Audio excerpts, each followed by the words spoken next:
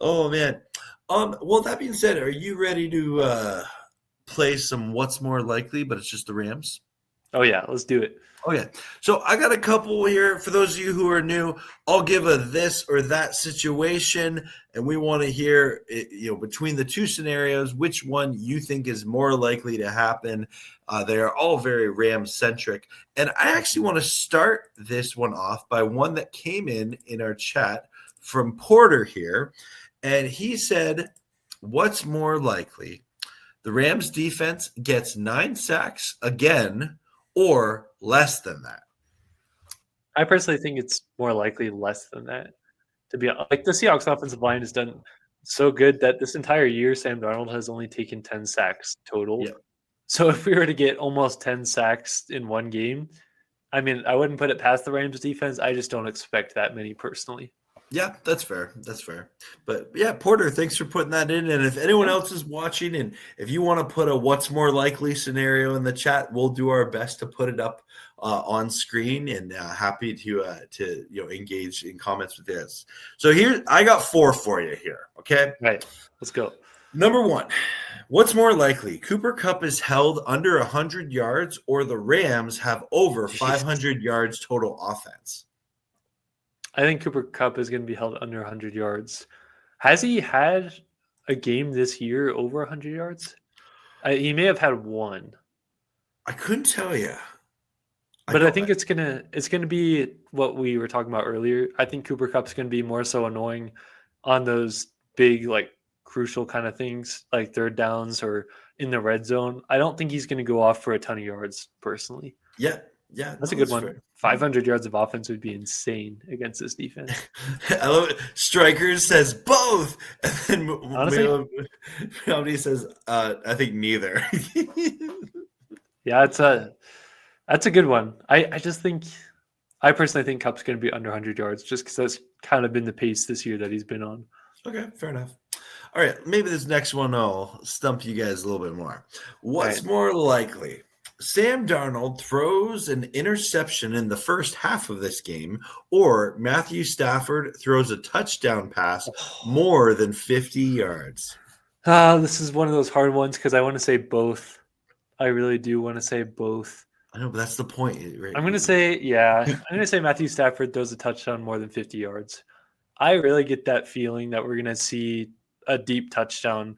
Maybe Devontae Adams, maybe Puka Nacua, maybe Xavier Smith. You never know. I think that we're going to see one of those.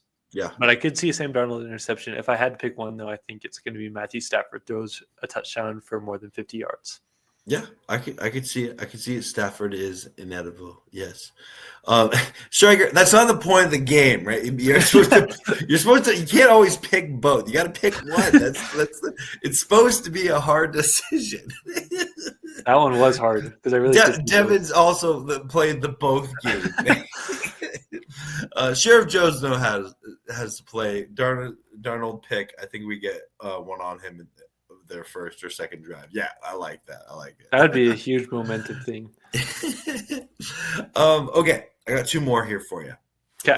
This next one's a fun one. Okay, and I think hopefully no one says both on this one here. Even though it'd be cool if both happen. What's more likely? A Rams tight end scores the first touchdown of the game, or Emmanuel Forbes Jr. gets a pick 6 this game? I'm just going to go with the Rams tight end scoring the first touchdown. That's just been the trend we've seen with the Rams, how much they've involved them. And you have 3 different guys that could do it on the same play. So I'm going to go with that one. I'd love to see a Forbes pick 6 3 weeks in a row with an interception. But I think it's going to be more likely a Rams tight end scores a touchdown first. If I changed it to any Rams defensive player getting a pick 6, does that change your answer? No, the Rams just keep using this 13 personnel, and they keep using all these. So I think I would keep it still at a tight end scoring. Okay, fair. Looks like everyone is saying tight end here. Okay, that's fair. That's fair.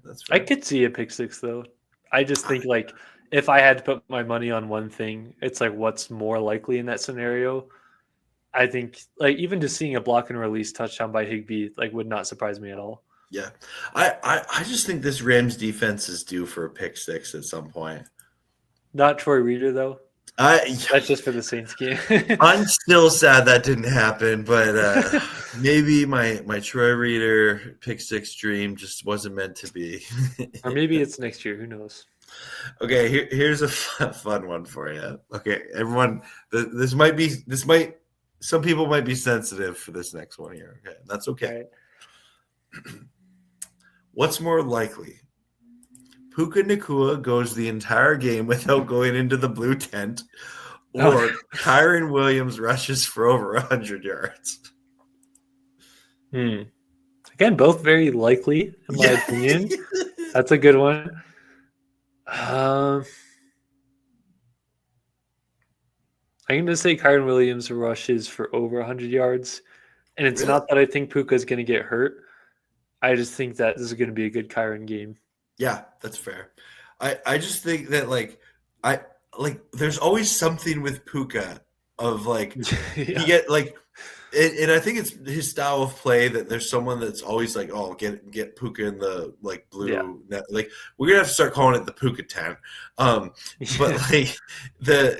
like whether it's like him bleeding or him like getting a helmet to helmet and they call him in the blue tent, or Yeah. like he just like gets the wind knocked out of him or something. It's just like his style of play. So that's why I put this one in. But yeah, I think Kyron could have a great game against the Seahawks. Well, even like how many times have we seen Puka Nakua get hurt and we get really concerned? And it's like, oh, I like he just says after the game, like, oh, I just got the air knocked out of me. Yeah. And it's like if he lands on the football with a catch, or like sometimes I'm like, I get so concerned and then it's just like the air got knocked out of him. So Yeah. I just feel like, I don't know. I feel like Kyron could have a good game this game. Yeah, I think a lot of people are thinking that in the chat for sure. Oh no. Do you see the one from Paul? I'm going to bring that up. A few people brought in some what's more likely, so we'll Okay. start off with that Paul one here. What's more likely, Darnold interception or Kyron fumble? Asking the tough Darnold questions, interception. Paul. Yeah, I'm going to say Darnold interception too. It does feel like the Rams might get at least one on Darnold. With how Yeah. good he's played this year, I could see one happening. Yeah. But like Kyron's really picked up his fumbling. Like the only fumble he's had on the year this year is still that Niners game one, right? Yeah. I think it's just because it happened in such a big moment that people think that it's like still been a big problem this year, but he's only had one to my No, and I actually really like the Blake Corum and Kyron Williams kind of thunder lightning thing they got going on right now. I think that can sometimes be a tough balance to find in the NFL, but I think they found it. Yeah. Mm-hmm. I want to bring this up real quick because Sheriff Joe, do you remember the other fumble he had? I'm really trying to I can't remember that second fumble. I feel like I should. Was it two fumbles in the same game against the Niners? No, because Corum had one. Right. Yeah. I don't remember the other one. I'm blanking too. Yeah.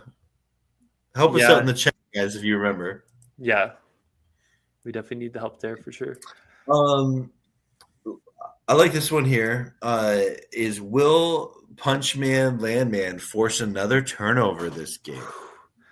Why would you bet against him, to be honest? Like, insane. I don't know. That'd be a scary sight. You're a ball carrier and you see 53 with his fist down. You're like, he almost had a second one last week too, right? But Christian McCaffrey just got his knee down in time. Yeah, the ball was starting to squirm out, and he recollected. Yeah, that's a good point there. Yeah. It's like on the Nate Landman subject. Every now and then you see a player like him where they just have a knack for doing that, and I am so glad the Rams found him via free agency. I hope he's a Ram for many years to come. But it's so cool to have a guy like that on defense. Yeah, I totally agree with you, especially at that linebacker position, because he's a really good tackler too. And the fact he got the captain patch in his first year with the Rams, like so quickly, I think speaks to who he is. I know the Rams don't like to extend linebackers, but I do have a feeling this is going to be one of those that we keep around. And I hope we do it sooner or later before it gets pretty expensive. Totally. Ram Showcase said it was versus the Colts, right?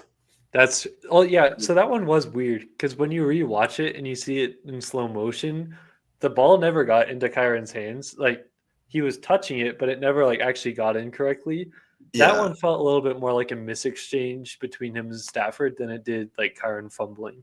But I Yeah. guess like technically that's another fumble. Absolutely.